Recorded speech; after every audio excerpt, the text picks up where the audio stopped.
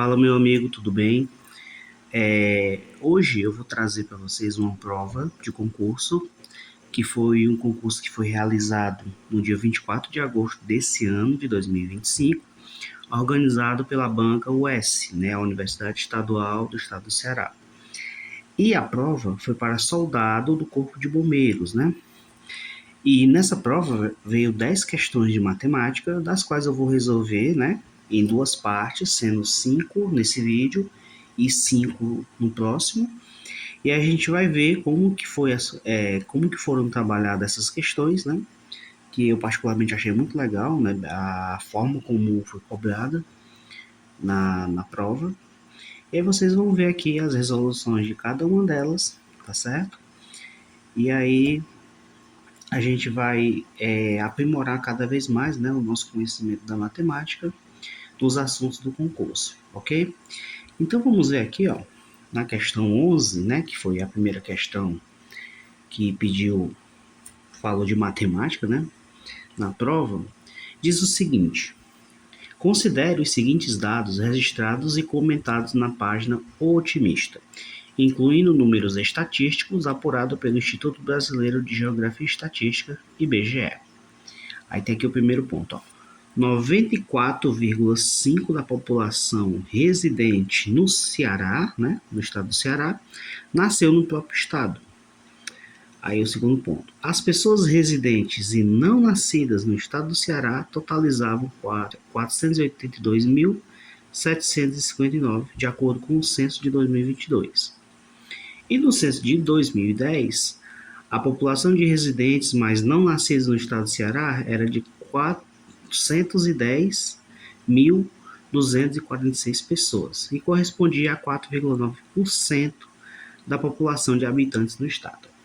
Então aqui ele quer saber o seguinte: nessas condições, o incremento aproximado da população no estado do Ceará entre os censos, né, de 2010 e 2022 foi de... Aqui é o seguinte, gente. Ele quer saber quanto foi que a população aumentou entre 2010 e 2022, ok? Só que para isso, com essas informações, né, a gente tem que analisar o seguinte, olha só. Se 94,5%, né, conforme está dizendo aqui, da população residente no estado nasceu no próprio estado, isso quer dizer que 5,5% não nasceu no estado, ok? De acordo com o censo de 2022. Primeiro ponto. Então, a gente pode calcular, através disso, a população total, né, do estado do Ceará no censo de 2022, de acordo com esses dados. Por quê? Porque ele diz aqui que no censo de 2022 totalizavam 482.759 pessoas não nascidas, né, residentes e não nascidas no estado. Então, o que a gente pode considerar é o seguinte, ó, a gente faz uma continha aqui bem rápida e a gente consegue descobrir o total da população no censo de 2022. Ou seja, o total, todos nós concordamos, que equivale a 100%, ok? E aqui fala que 94,5% da população nasceu no estado. Isso quer dizer que 5,5% não nasceu no estado do Ceará. Então, se esse 5,5 corresponde a 482.759, conforme diz aí a questão, então eu vou descobrir quanto é que dá o total, que é 100%, né? Eu faço aqui uma regrinha de 3 básica, né? E eu descubro o total, né? O total de população em 2022. Então aqui ficaria 5,5 vezes x, né? Igual a 482.759 vezes 100, que no caso é 482.759 e acrescenta apenas 2 zeros. Então é claro que o x, ou seja, o total da população, vai ser esse valor, 482.759, só que aqui, no caso aqui, está sendo o quê? Está sendo 48 milhões, né? 275.900. Isso dividido por 5,5. Ou seja, essa divisão aqui, gente, vai totalizar um valor aproximado de 8.777.436, ok? Então, isso aqui é a população em 2022. Só que aí, eu preciso também saber quanto que vale, né, quanto que tinha na população em 2010. E aqui fala que no censo de 2010, 410 mil pessoas, né, 410.246, correspondia a 4,9% de população residente, mas não nascidas no estado do Ceará. Ou seja, a gente vai fazer aqui a mesma conta, né? Isso quer dizer o seguinte, que 100% da população, isso aqui agora é em 2010, tá? Equivale a X, que eu não sei, que eu vou descobrir agora, e 4,9% equivale a 410.246, né? Então, aqui fazendo a multiplicação cruzada, né? Eu vou ter 4,9x igual, aí aqui vai ser, sabe quanto? Vai ser 41 milhões, né? 24.600.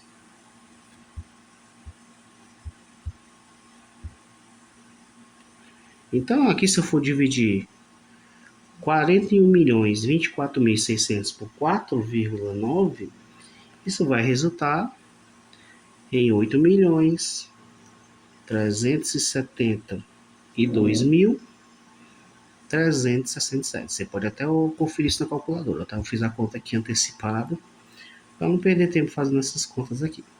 Então, deu um valor mais aproximadamente disso. Então, o que é que ele quer saber? Né, isso aqui, vale destacar, né, em 2010. Aí a pergunta que ele fez, qual é o incremento aproximado da população durante esses períodos, né, entre 2010 e 2022? É só fazer uma subtração. A subtração vai ser do 2022 menos o do 2010. A diferença disso é justamente o incremento, né? Então, se eu for fazer a subtração, vamos fazer aqui manualmente, né? Então, vamos lá. 8,777. Uma continha de subtração aqui um pouquinho grande, né? Mas vamos fazer aqui.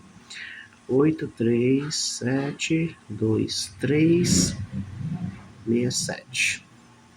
Então, como é que fica essa conta? Vamos lá. 6 eu não consigo tirar 7, né? Eu vou colocar, deixa eu botar aqui de outra cor, né? Eu vou colocar 1 aqui para ficar 16. 16 menos 7 vai resultar em 9. Esse 1 eu baixo, né? Aí fica 7. 7 para 3 não dá, eu boto 1. 7 para 3 só é 6, né? E aí esse 1 eu baixo para cá. Aí fica 4. Para chegar em 4, nada. E aqui 2 para 7, 5. 7 para 7, nada. 3 para 7 é 4. E 8 para 8, nada. Então isso aqui deu o quê? Deu um total de 405.069, né, aproximadamente. Então, o que ele quer aqui na questão é o seguinte, qual o incremento aproximado? Então, se lá deu 405.069, o valor mais próximo aqui é o da alternativa A. Então, aqui está feita a primeira questão, né? Agora, a segunda questão da prova, que foi a questão 12, diz assim: a medida em metros quadrados da área de um triângulo equilátero inscrita em um círculo, cuja medida do raio é igual a 4 metros, é igual a... Olha só, gente, a gente precisa entender algumas propriedades aqui sobre triângulo inscrito no círculo, que é o seguinte. Se eu tenho aqui um círculo, né, vou até desenhar aqui para representar melhor, né? Se eu tenho um círculo e nesse círculo eu tenho um triângulo equilátero, vamos tentar fazer aqui um triângulo equilátero, Vamos imaginar que isso aqui é um triângulo equilátero, certo? Em que o raio do círculo, né, conforme a questão está dizendo, é igual a 4. Ou seja, o raio, vamos representar aqui o centro, né, do círculo, e o raio, essa medida aqui, né? Existem algumas relações, né, de triângulo equilátero escrito no círculo, que é o seguinte, que o valor do lado do triângulo, né, vamos chamar aqui de L, né? O valor do lado é exatamente igual ao raio vezes raiz de 3. Ou então, o raio igual ao lado dividido por raiz de 3. Existe essa relação, que eu vou colocar aqui no cantinho do vídeo, né?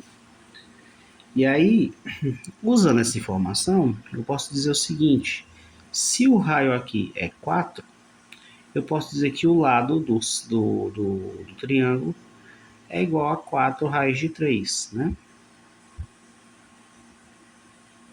4 raiz de 3. E como ele quer saber a área do triângulo, né, do triângulo equilátero, existe a fórmula da área, né? Vamos colocar aqui, área. A área do triângulo é dada por o lado ao quadrado vezes raiz de 3 sobre 4.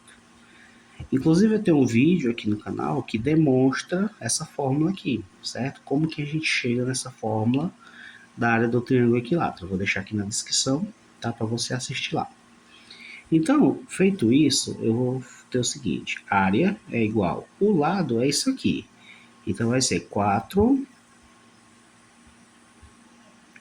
raiz de 3 elevado ao quadrado, vezes raiz de 3 dividido por 4, né?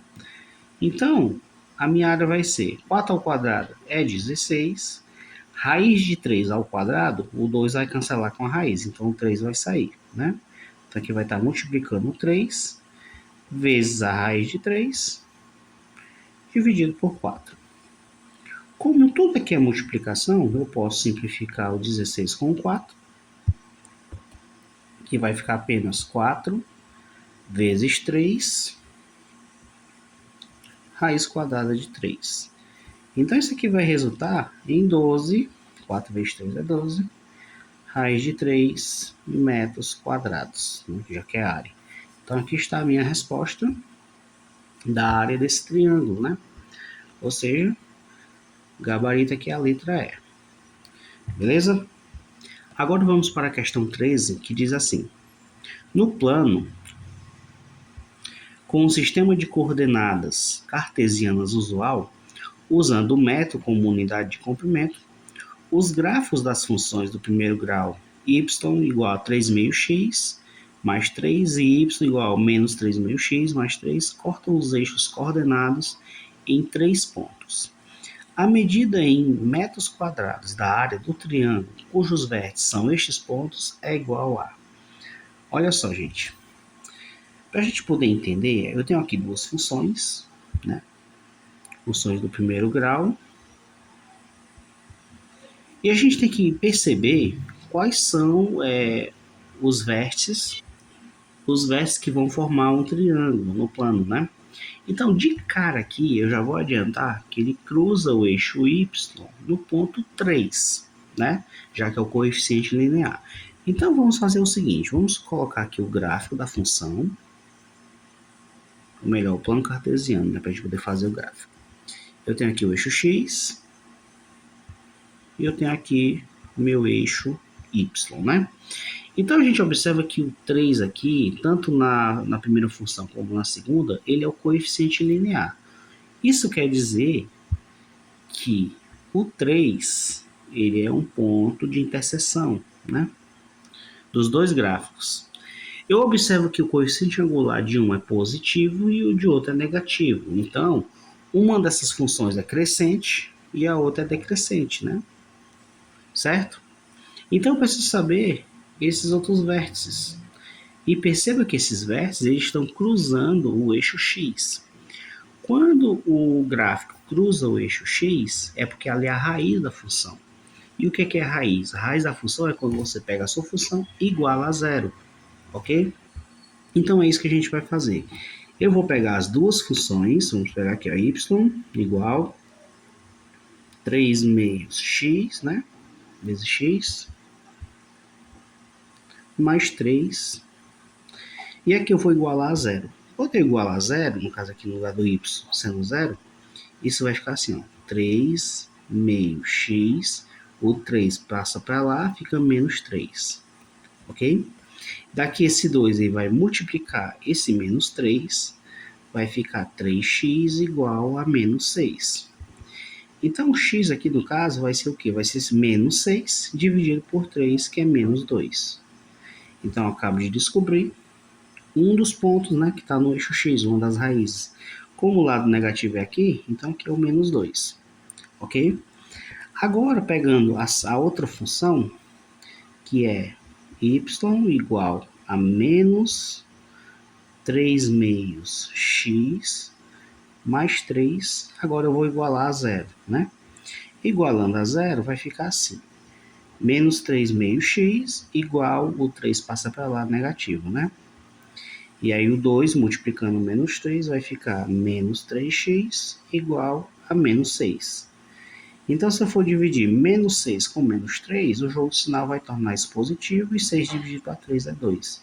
Então, aqui está a segunda raiz, que é justamente o ponto aqui no eixo X. Então, aqui você observa que eu tenho um triângulo, né? Um triângulo cujos vértices aqui estão no menos 2, aqui está no 2 e aqui está no 3. E o que a questão quer? Ela quer saber qual é a área do triângulo, né? Desse triângulo. Então, vamos imaginar o seguinte. Daqui da origem para cá eu tenho um menos 2, né? Como a gente fala de distância, a gente fala do módulo. Né? O módulo de menos 2 é 2. Então, 2 aqui com mais 2 aqui. Esse pedaço todo vale 4, né? E aí eu tenho uma altura aqui, né? Que começa do 0 e vai até o 3. Ou seja, a altura aqui é 3. Então, usando a fórmula da área do triângulo, que é base vezes a altura sobre 2, eu vou ter o seguinte, vai ser a base aqui é 4, a altura é 3, e tudo isso eu vou dividir por 2. Então, a minha área é o seguinte, 4 vezes 3 é 12, e 12 dividido para 2 é 6. Então, 6 metros quadrados é a área desse triângulo. Beleza? Então, aqui voltando para a questão, qual é a minha alternativa correta? Letra A, né? Então, bem interessante, né? Essa questão. Agora vamos para a questão 14, que diz assim: a soma de todos os números inteiros positivos e distintos são divisores de 72, que são divisores de 72 é igual a. Então, eu preciso saber quais são a soma, né, dos números inteiros, positivos e distintos, né? Então, eu não posso ter números iguais, que são divisores de 72. Então, vamos ver o seguinte, né? A gente pode fazer isso da forma mais comum, né? E que eu pego todos os divisores inteiros, positivos, né? Posso fazer manualmente, né? O 1 é um dos divisores, o 2, o 3, o 4, o 6, o 8, o 9, o 12, o 18, o 24, o 36 e o próprio 72. Então aqui eu só preciso somar todos esses números, né? Se eu fizer a soma de todos esses números, eu vou encontrar deixa eu ver aqui, se eu somar tudo isso aqui, eu vou encontrar 195, que é basicamente a resposta. Só que eu vou mostrar aqui uma outra forma, né, mais usual, que talvez num concurso não seria muito apropriado, né? Aqui no concurso público eu recomendaria fazer manualmente, até porque os divisores não são muitos, né? E na forma usual é o seguinte, como é que a gente faria isso? Eu pegava o 72, vamos fazer aqui, ó. e eu iria fatorá-lo. Divido por 2, que dá 36, divido por 2, que dá 18, por 2, que dá 9, aí vai dar por 3, que dá 3, e por 3, que dá 1. Então, isso daqui vai ser 2 ao cubo vezes 3 ao quadrado. Então, essa aqui é a fatoração, né, do 72. E aí existe uma fórmula da soma dos divisores, né, que a gente estuda, inclusive, lá em teoria dos números, que é o seguinte: a fórmula, você pega a soma igual ao primeiro aqui, o primeiro fator, né, fator 1, elevado ao A1 mais 1, no caso aqui é o expoente, tá? Esse é 1. Isso menos 1, dividido por fator 1 menos 1. Então, como que seria?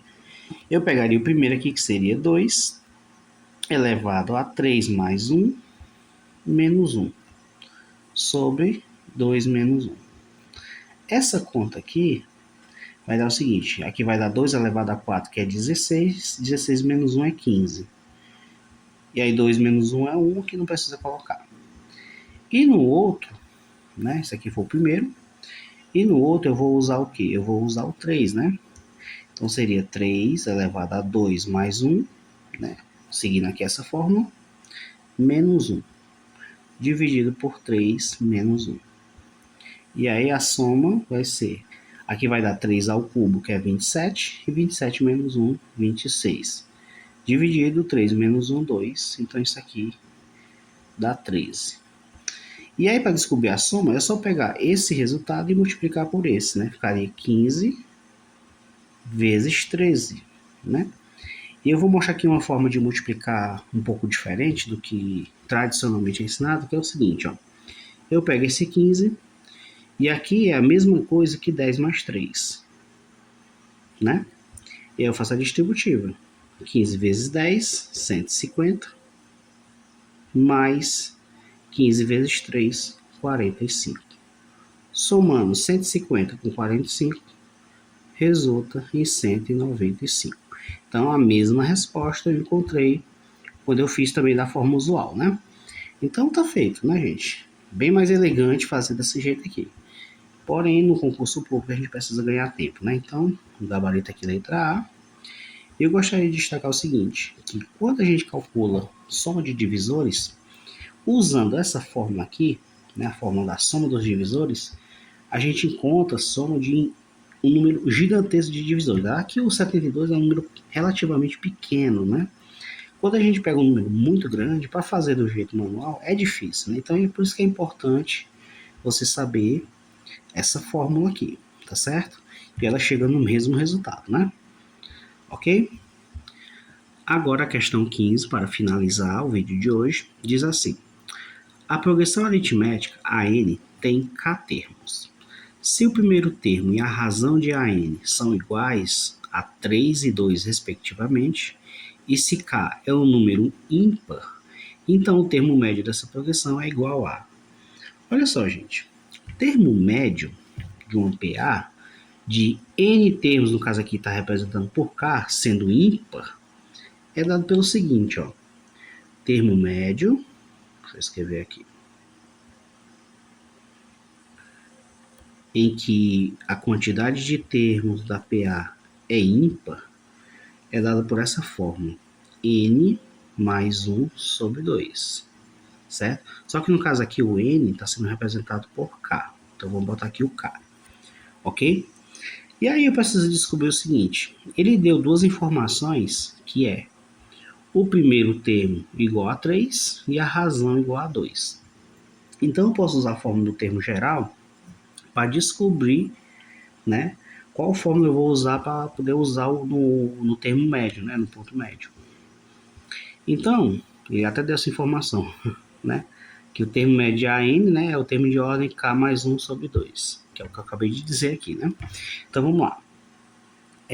A fórmula do termo geral da PA é o seguinte: o AN igual ao A1 mais N menos 1 vezes a razão. Então, o AN é igual O A1 que ele deu é 3, mais N menos 1, vezes 2, que a razão aqui que ele deu é 2. Então, aqui organizando, vai ficar assim.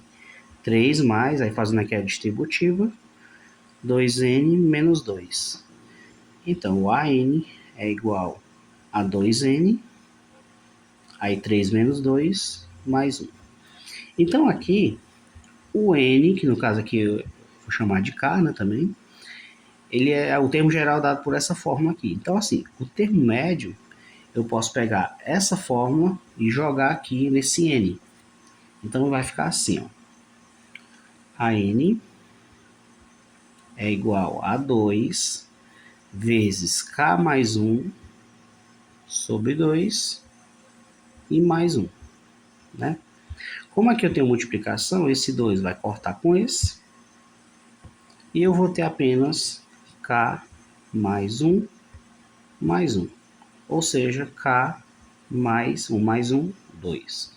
Então aqui está, né, o que a questão está querendo, que é exatamente o termo médio, né, dessa progressão. Então, K mais 2, letra B, eu preciso do quê? Da quantidade de termos e somar com 2, aí eu vou ter o termo médio, né, dessa progressão aritmética. Ok, gente? Então, chegamos ao final de mais um vídeo, né? Espero que tenham gostado. No próximo vídeo eu vou continuar, né, as outras questões dessa prova, faltam mais 5, e fechar, né, essa prova do concurso do Corpo de Bombeiros. Agradeço a atenção de vocês e vejo vocês no próximo vídeo.